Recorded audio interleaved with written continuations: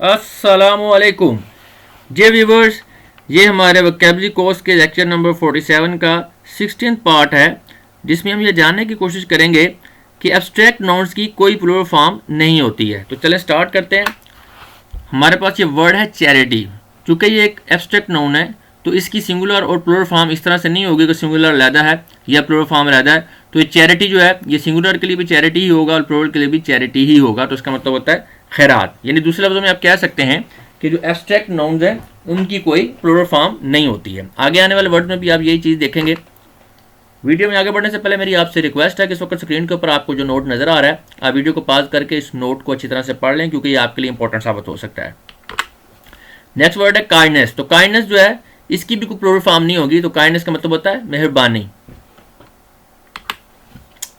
Hope, उम्मीद।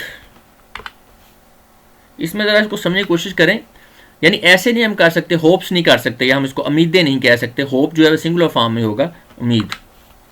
Next word भी ऐसे ही है, लव, मोहब्बत। हेट, नफरत। Thank you very much and खुदा हाफिज़।